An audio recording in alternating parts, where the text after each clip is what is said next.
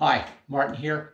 I'm just heading out on a winter camping trip. I'm going to be hot tenting this time, and I'm in my gear room, and I am just packing all of my stuff together.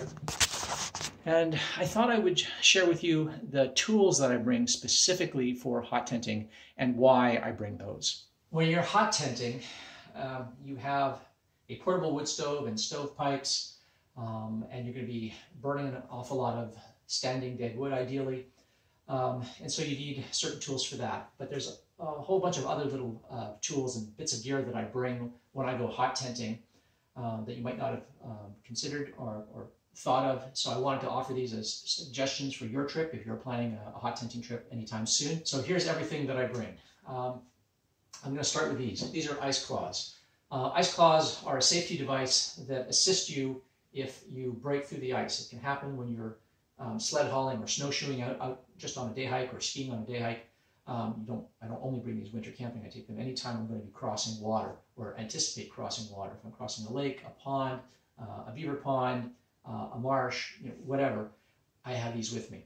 These are made out of hockey sticks. You can buy them. Look up ice claws. You can buy them online made out of plastic, but these are made out of just a hockey stick cut up into pieces. There's a nail that I have driven in there. So I drill a little hole, I pound a nail in, I use a hacksaw, cut off the head of the nail, and then I file it to a sharp point. All right. Then I glue and screw another little piece of wood to it there, and then there's a little hole that goes right through that, and that's so that these two can nest together like this, so that I can carry them in a pocket safely or in my gear without damaging anything, without poking holes in anything. When I'm going to be crossing some body of water, I wear the cord around my neck. There's just a hole drilled through for the cord to go through. I wear the cord around my neck. I tuck it in a pocket, or I just leave it hanging loosely. And if I do break through the ice and I need to get out, you just pull them apart and you hold them in your hand like this. Right? And then if you need to get out of that ice, you can dig your way out. If you are just, break a hole in the ice and your leg goes in, it's not the end of the world. But if you break through and you're in deep water, potentially over your head, you can be in some serious trouble, especially if you're wearing skis or snowshoes or something like that, and you really misjudged the thickness and solidity of the ice. You could find yourself in a life and death situation, and you would sell your soul for a pair of ice claws to reach out and claw your way out, because getting out of a hole when you've got snowshoes on and heavy clothing that's saturated with water, or possibly even skis, is no joke. So you would do anything for these ice claws, all right? So these are actually part of my winter ditch kit. I don't just use them hot tenting.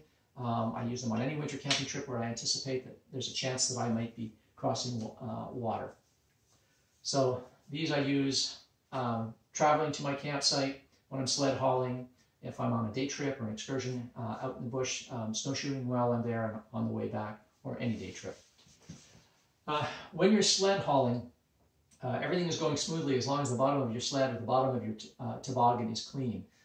But if the snow is wet and the temperature is varying, you can get a lot of wet snow that will cling and freeze to the bottom of your sled, and that creates an awful lot of friction and drag and added weight to what you're hauling, and it can really slow you down. So I bring a scraper. This is just an ordinary paint scraper with just a little leather sheath that I made for it. The paint scraper is just for scraping rime, snow, and ice, frozen slush off of the bottom of your toboggan, off the bottom of your sleds. All right. It's actually very useful if you're crossing a body of water and you hit a slush pocket. Things get slushed up pretty bad. They freeze hard. You're not going to just bang it off with a knife or something like that. You're going to want a scraper to scrape that stuff clean and smooth again. All right. Also happens a lot that your toboggan or your pulk sled gets covered in wet snow overnight if you leave it out overnight, and then it freezes to the bottom of it. So even if you're not crossing water and hitting slush or anything like that, and there isn't a lot of wet snow falling or anything, just overnight, those nighttime temperatures will often cause snow to melt and then freeze onto the bottom of your hauling equipment. So a scraper is useful for that. When I get to camp, I'm going to set up my stove, and one of the things I'm going to do when I'm setting up my stove is build a bipod. I'm going to cut 2 poles, usually of standing dead wood, or 2 live saplings that are overgrown by another tree, or you can use 2 limbs. But I make a bipod that's just 2 legs together, and they're going to hold the diagonal pipe that comes out of my tent. So out of the stove comes a stovepipe. It goes diagonally out the roof or side of the tent, and it could get blown around in the wind and dislodge, and that could be dangerous. So you make a bipod, and you use wire, and you lash around the 2 poles that you're using as your bipod. You lash those together, and then you lash your pipe to it with wires. You don't use cordage because the pipe can get hot and it could melt the cordage. So you use wire for that. It's lightweight, and wire is multifunctional. It's multi-use. You can use it for all kinds of things. It's really great to repair things.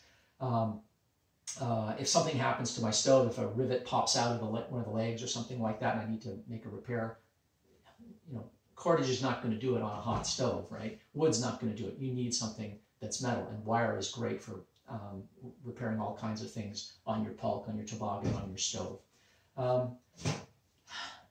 It can be rather difficult to work with wire, especially once it's tightly wound up. So I always bring a multi-tool. It's always on me anyway, but I bring a multi-tool, especially to work with the wire, to crimp the wire.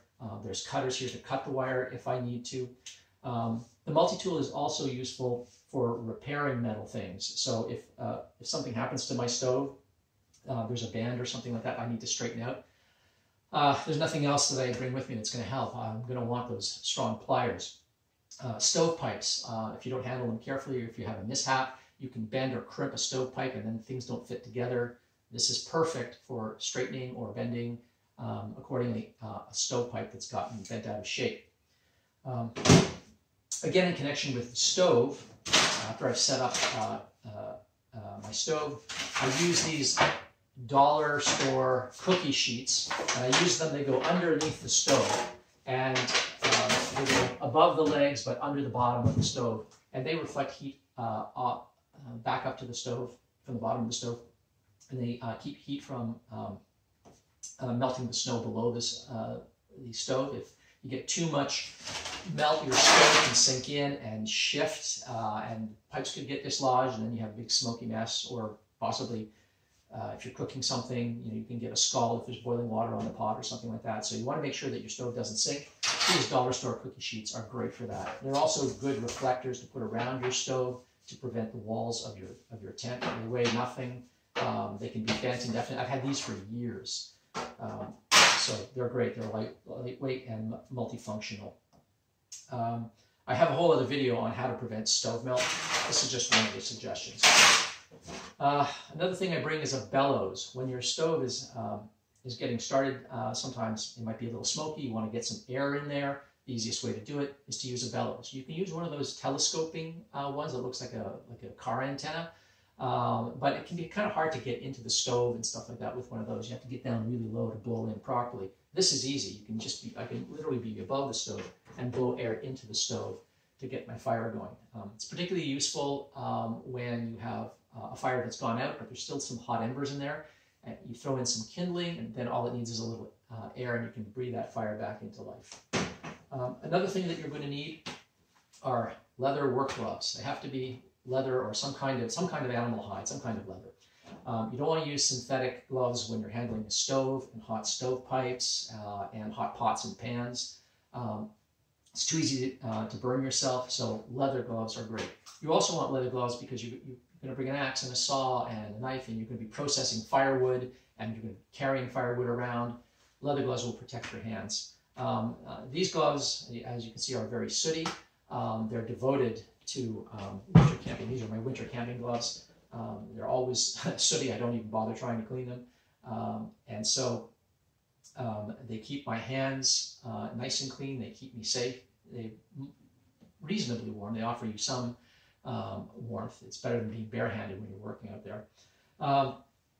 But if you try to do all of these things that I described, not with leather gloves, but with your synthetic gloves, you're going to have a mishap. Eventually, you're going to melt them if they're synthetic. And even if you've got heavy wool gloves, wool won't melt, and it's not going to catch on fire from touching a hot stove, but you can get a bad burn through wool unless the wool is incredibly thick. So leather gloves are actually pretty good.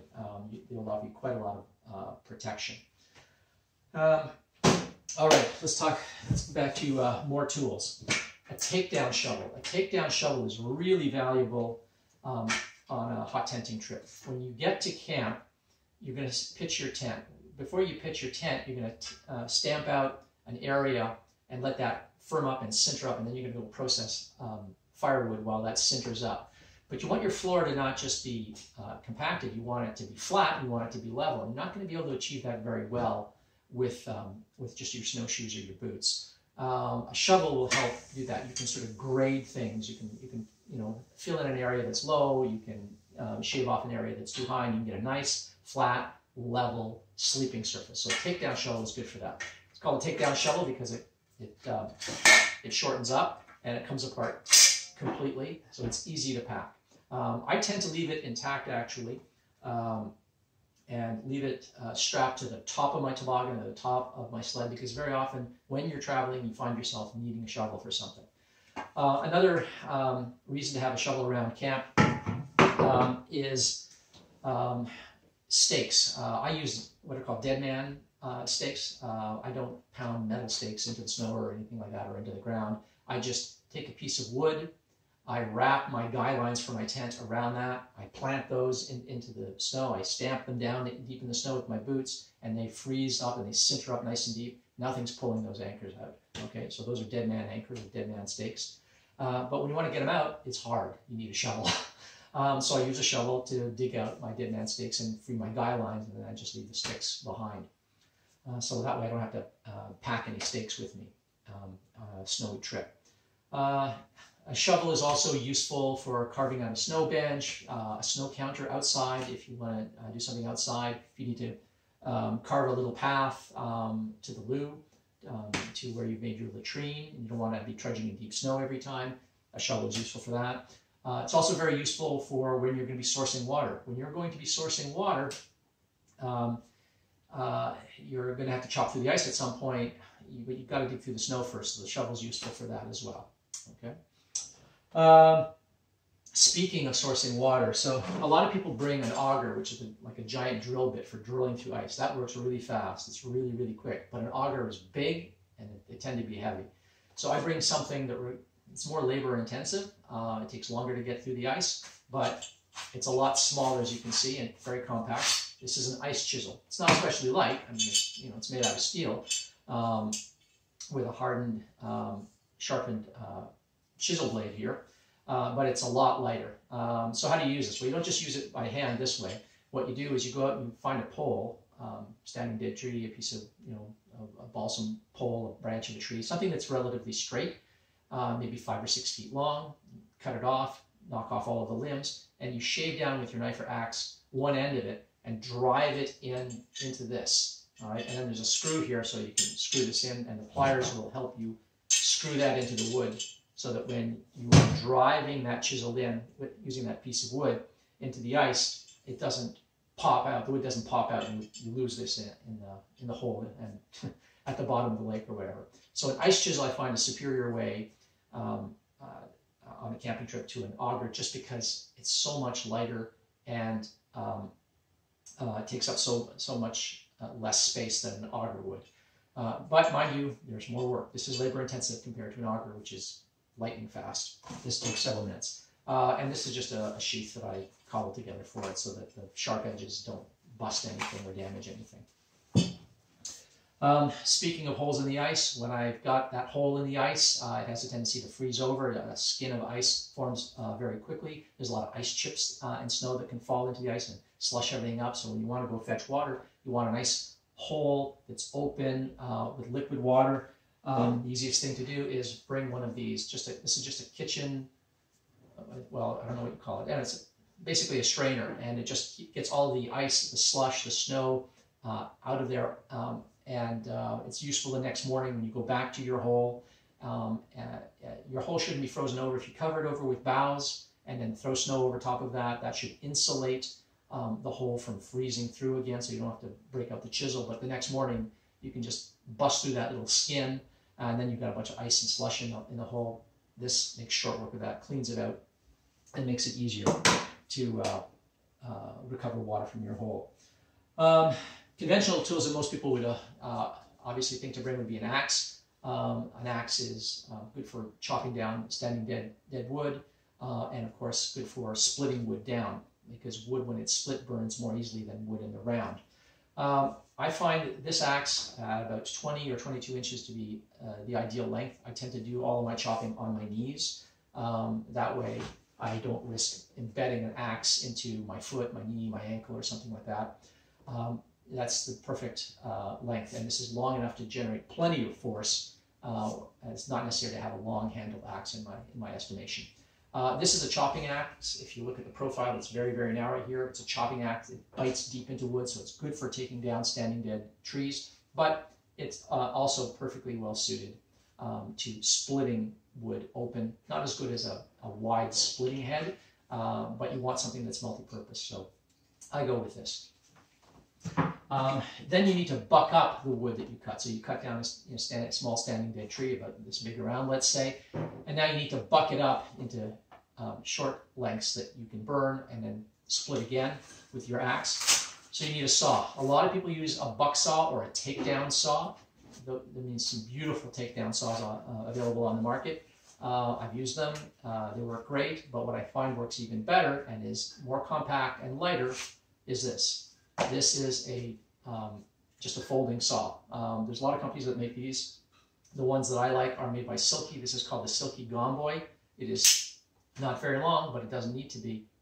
I'm not going to be cutting big trees, so I don't need a long blade to buck through. I just need a piece of wood that's about that big, and I'm going to be able to buck through that easily with this saw. The Silky Saw, it's kind of an interesting saw. The teeth are wider than the spine, so that when you're cutting in, the spine doesn't bind in the wood, so it's really nice that way. It's got a very flexible blade because it's so thin, and consequently because it's thin, it cuts down into the wood much more readily than a conventional saw blade. All the teeth are backwards pointing, which means that this saw cuts on the pull stroke, not on the push stroke. So you don't have to apply a lot of pressure on the push stroke. It's only on the pull stroke that you apply a bit of downward pressure, and it works really well. Cuts really, really fast, really, really cleanly. Easy to put away. You don't have to fiddle with it when it's cold weather. Having to assemble a takedown saw or a buck saw I find a nuisance, whereas this is ready to go. It has multiple settings. If you click this button here, the handle goes up, and that's useful if you are sawing along the ground or atop a log or something like that. You want your fingers out of the way of what you're sawing, so it's useful that way. Also, a straight saw like this, as opposed to a buck saw, is more versatile. You can get in more places. When you need to saw a dead limb on a tree, sometimes it's a living tree with a dead limb, you do want to just get that one limb. A buck saw has a hard time getting in there because it's such a cumbersome thing. This can get right in there. It's very surgical and precise. You can get right in there in between limbs and cut off what you need. You can also do undercuts more easily. You can't really do that with a buck saw or a takedown saw. So I find this to be everything I need. It's not very long, but it doesn't need to be, unless the area you're going to has only very, very large trees. But even then, if there's very, very large trees, there's going to be smaller limbs that you can use for firewood. So for cutting standing dead wood, I find this just the perfect size. They do sell these in longer lengths, but I have not found any need for them. All right, and the downside with this is it doesn't have a sheath. So I had to fashion a sheath out of an old carrying bag. There's another thing I like about this particular saw. It has a rubber handle. A lot of saws on the market have plastic handles or metal handles. Those are just really cold and uncomfortable, even with a gloved hand in cold weather. I find this rubber is soft and grippy, and it never gets really, really icy cold to the touch the way metal and plastic does. A wood handle is great. That warms relatively nicely. So that's another nice feature about this is the handle. When I'm processing wood, after I've sawed it, bucked it up with the saw, and split it open with my axe so it'll burn more easily, I then want to baton one or two of those pieces down split them down into fine kindling, and for that I use a fixed blade knife. This is the Moro Robust. It has a nice thick blade profile. It's perfect for batoning. It's not going to break even in cold temperatures. Remember, in really, really cold temperatures outside, metal is a lot more brittle. This kind of knife is very good for that. All right, so that's another tool that I bring. All right, now when I am packing up and ready to go, my tent is very likely going to have cooled. The stove I will have put out. I will let it go out. I'll take the stove out. I'll empty the ashes out of it. Meanwhile, my tent, which was warm, is now cooling down. And if it is snowing, that snow is going to hit that warm fabric, and then it's going to freeze on. And then when I want to pack up my tent, it's really hard because it's full of snow and crusty ice, and it doesn't pack up very, very small, and then it's hard to get it back and fitting properly on your sled or your pull. So if you can clear all that rime and that snow and sleet off of your tent, that's great. So I use a brush. This is just a stiff brush. You can use any stiff brush. Just take the handle off of it and use the head. This is, I don't know what this was for, but anyway, I found this at a dollar store, so or rather a discount store, and I use it all the time. And I just brush the snow and sleet and rime off of the tent before I take it down. Then when I take it down, if I see there's an area that's crusty, I just brush that off, and that allows me to fold my tent up much, much smaller. Doesn't weigh a lot, very, very effective. Useful for other things too. Okay, and lastly, a wire brush. I do not bring this with me. This is what I use at home. When I get home, I'm going to dry out all my gear. I'm going to treat all of my gear to make sure that it's dry. The stovepipes, however, they're going to be dry almost certainly, but they're going to be encrusted with soot and possibly creosote on the inside. The wire brush is what you use to clean the inside of the pipes. It's a dirty job. I go out with the leather gloves, I go out into my backyard, and I ream out those pipes. I just run this up and down the length of each pipe, and I around the inside, and all of it, that carbon, all of that gunk just falls out. If I have to do it inside, as I sometimes have done, I'll just lay down newspaper all over my kitchen floor, and I'll just ream out those pipes, get it nice and clean, get all that grit off. It's important that you get that grit off, not so much as a safety concern. You're not going to, if you were able to nest and stack your pipes to get them home, there can't be that much creosote in there, because they wouldn't if there was too much of that buildup. But if you just keep letting it build up, a little layer at a time of this carbon and sooty material, eventually your pipes will fuse together. You will pack them away, and you won't be able to get them apart. Or they might have so much buildup you won't be able to put them together.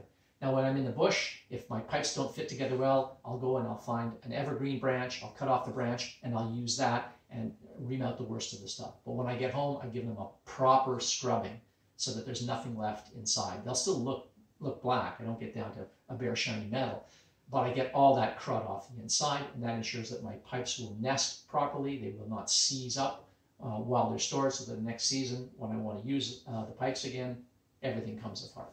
All right, that's all I have for you. If you have any suggestions of gear or tools that you like to bring when you're hot tenting, please post those in the comments. I'd love to get your feedback, see what your suggestions are. And until I see you next time, thanks for watching, and happy winter camping.